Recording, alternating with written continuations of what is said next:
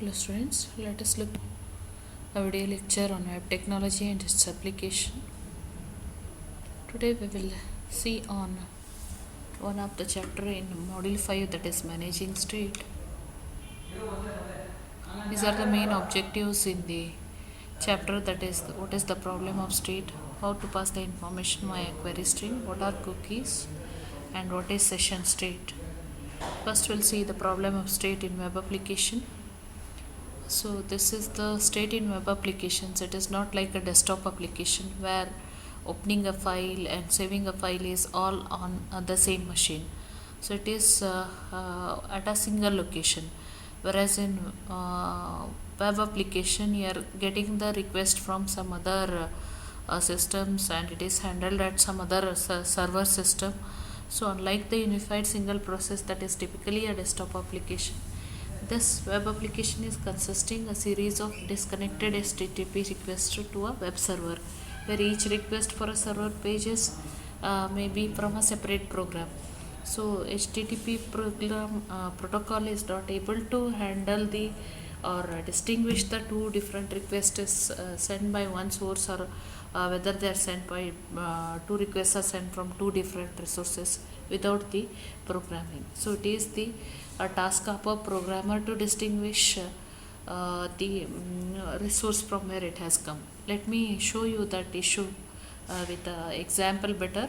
So let us see what is the state requirement, what does it mean here. Say for example, you have a web server for which you have got two requests from the same client machine user X. One request is for index.php, the other one is for product.php. Whereas here the web server has received these requests from two different users. One is from user X and user Y. So HTTP protocol alone is not able to distinguish whether this two requests have arrived from a single user or two different users. That is the issue of state in web applications. So why we need to differentiate that we'll see here. For example, if you are accessing a e-commerce application where the user is requesting for adding a product to a shopping cart, when he goes for checking out and pay for the item which he has placed in the cart, it should be done for the same user. It should not be done for the another user who has requested that. So otherwise it will create a financial difficulty for both the user and the server who is supplying it, isn't it? The one who has requested for payment, it has to be deducted for that person, and it has to be paid for the product which is purchased by that person only. So that is the necessity of a maintenance of a state in web application. So how to maintain, or how do we reach this outcome, how do we achieve this is we have a different mechanisms available within HTTP to pass the information to the server in our request. So in HTTP we can make use of passing the information by means of two mechanisms, either through query strings or through cookies. So most of us are familiar about how to pass the information via query string. We'll just revise that. So it is done through get and post method. For example, we have already learned, just recall these two methods of submitting the form data.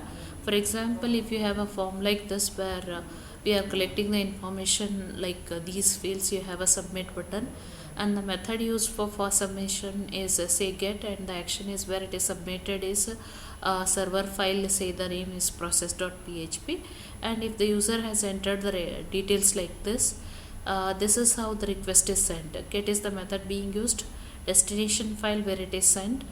This is how it changes when you click on submit button. When you click on submit button, this is the location, or this is the URL that you are able to see on your browser. This is how it is getting changed. This is the method used, and this one is the destination file. After that you have a question mark to indicate the end of the URL, I mean to say end of the address code, and after that the query string is attached. So question mark is distinguishing the location, address, and query string. So what is this query string? I'll just revise once again. Say if you have assigned the field names for this as artist and entered it as Picasso, this is how it is sent, artist equal to Picasso, and the other field is one number of fields are there attached or separated by using the ampersand symbol. Then the ID of this particular attribute, name of this particular field is year equal to whatever he has entered, 1906. Then again ampersand because he has sent the data of third field whose name is nation, which is equal to the entered data Spain. And this is the end of the query string because we have only 3 fields. Then after that you are able to see a space again and the protocol and its version. So this is how a query string is constructed, and it is sent through a URL which is visible to the users when you are using a get method. So whereas a post method is used, there is a difference, that is we write method equal to post in our HTML, and action, the submission location is same. The way to the way it is sent, data is submitted to the server is different here.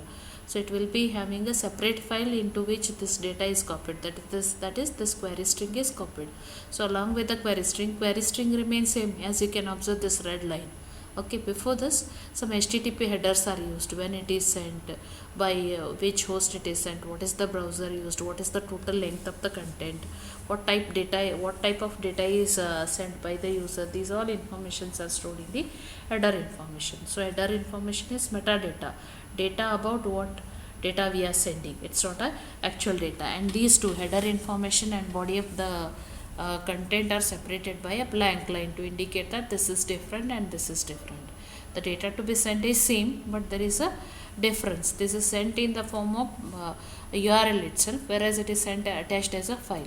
So that makes the difference between the method of sending the data. So how do we distinguish the get method and post method? Here is get method sends means of sending is different, right? It is sent as a part of the URL, whereas it is submitted as the file. By doing so, it is not secured. We say get method is not secured because that entire information is visible in the URL itself.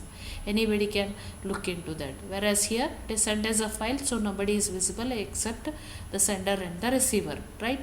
The third one is there is a limitation on the amount of data you can send through get method. That limitation is not there in the post method. So these are the 3 main differences when you send the data through get method and post method. Otherwise the data sent is same itself through the query string format only.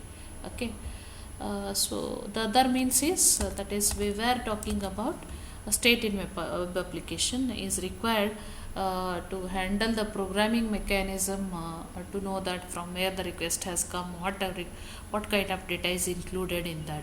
To get that in passing information, there are 2 methodologies, 2 technologies used. One is query string, the other one is cookies.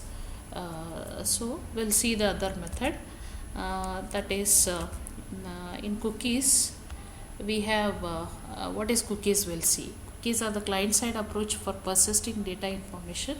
So they are sent in the form of name values which are saved within 1 or more text file that are managed by the browsers. Cookie information is stored and retrieved by the browser. The information in cookie travels within the HTTP header only. It is not transferred as a part of any file. So you might have observed this cookies practically also, right? So what are the common ways of using the cookies is, in addition to being used to track the authenticated user and shopping carts, cookies can also implement persistent cookie. Remember me, they can store the user preferences. If you are already interested in certain task, it will show only those preferences, right? It will track the user's browsing behavior. Sites that use cookies should not depend on their availability for critical features. The users can delete these cookies or temporarily suspend them. Okay, cookies have certain limitations also, like the amount of information that is stored is only around 4 KB, and it can store limited number of domains only. For Internet Explorer 6, it is 20 cookies only are limited, and if you want to know this number of cookies that are supported by the browser, you can just visit this page. Rest of the things we'll see in the next class. Thank you.